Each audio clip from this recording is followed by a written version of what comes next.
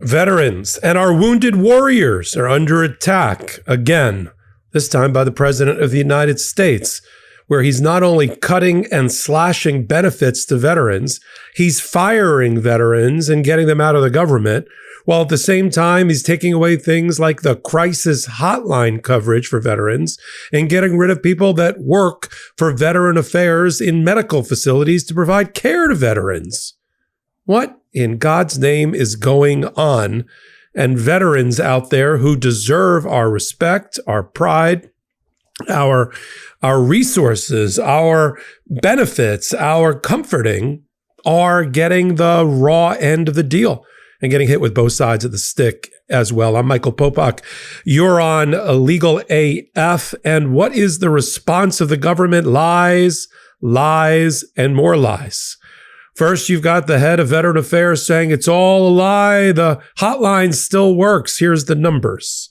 2,400 people that worked in veteran affairs and medical centers have been fired. Does anybody out there think that's making the provision of medical care better when you get rid of 2,400 people? And this isn't DEI people. These are people on the frontline responders that are providing critical medical care to those people who gave and sacrificed. And some of them almost made the ultimate sacrifice. I mean, in terms of their condition.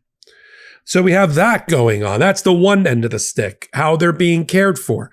The Veteran Crisis Hotline, many of them are psychologically damaged and in crisis and need to talk to somebody. It's like a suicide prevention hotline.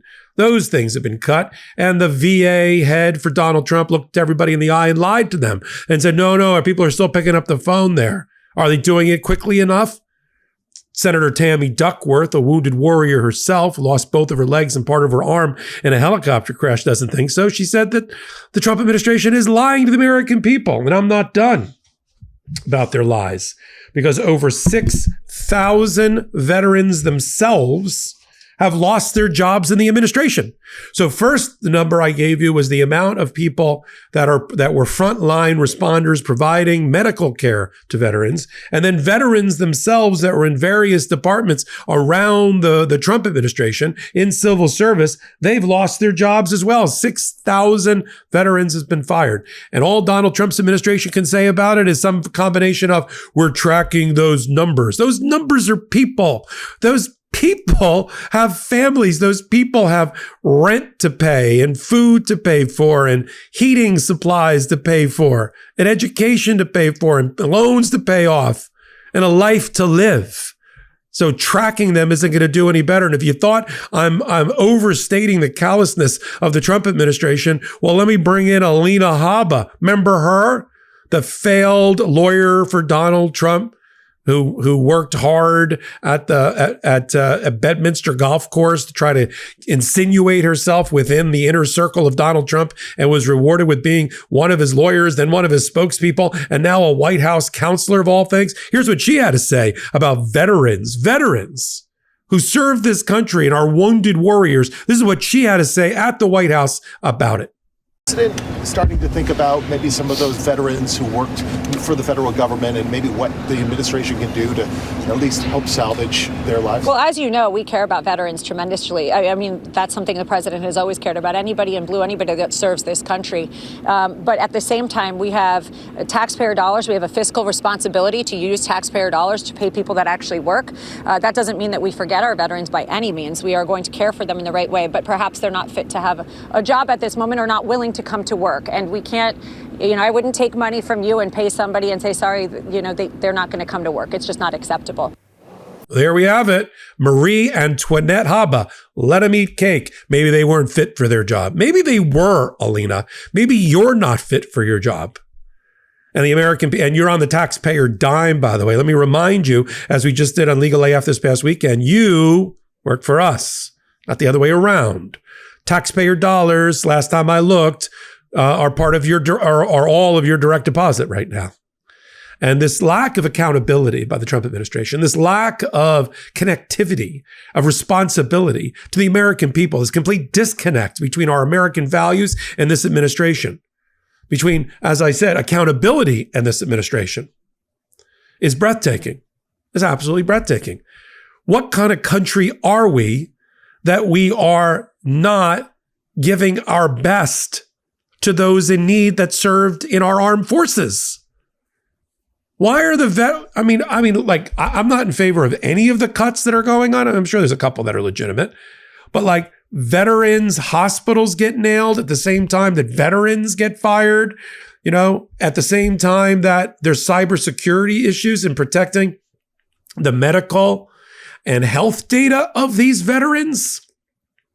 We can't do better than this.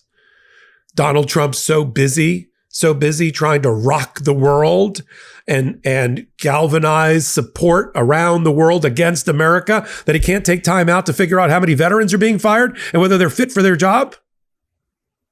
It's a shame. It is shameful what we are watching. And anybody out there that runs around, with a flag that supports law enforcement or labor unions or veterans, you better think twice before you vote with somebody who has an R next to their name, because you see what their approach is. Cut through the fat, cut through the muscle, cut through the bone, and go after our veterans. This is why we have Veterans Day. This is why we have Memorial Day. This is why we're supposed to honor those that were in service. I was just at an office today. I was sort of decorating a new office that I took over in my new location. And I had my flag that was handed to me at my dad's gravesite because he was a veteran, served in the Army. And they handed me, after playing taps, they handed me his flag at the gravesite. And I had that flag boxed with the nice wooden box, plexiglass. It had his name and his rank etched on it. And it's important. It's important. I did not serve, I registered for the selective service when I was 18, but I did not serve my country in that way. But I honor every day people that are veterans. They have my utmost respect at all times. And the fact that Donald Trump went out of his way to put people in the military in positions of leadership like Pete Hegseth for the head of the Pentagon and a deputy director of the FBI, a former podcaster who was also in the military and Secret Service. How are they treating their veterans? I have friends that are veterans. I hope you hear my voice. This is how this administration shows you the lack of respect for veterans and veterans affairs. I'm going to continue to follow it all right here on Legal AF. Take a minute, hit that blue subscribe button. Because of you, we're doing great over here at the intersection of law and politics as we build to hitting 500,000 in the next week or so before our 6-month anniversary, our 6-month birthday. That's all because of you. I'm doing the curating. Sure, I'm doing a lot of the content here along with Court Accountability Action and Shan Wu and Dina Dahl and Karen Freeman-Ignifilo. But it begins and ends with you. And we appreciate you. I certainly appreciate and are humbled by your support. I'm Michael Popok in the interim. In collaboration with the Midas Touch Network, we just launched the Legal AF YouTube channel. Help us build this pro-democracy channel where I'll be curating the top stories, the intersection of law and politics. Go to YouTube now and free subscribe at Legal AF MTN. That's at Legal AF MTN.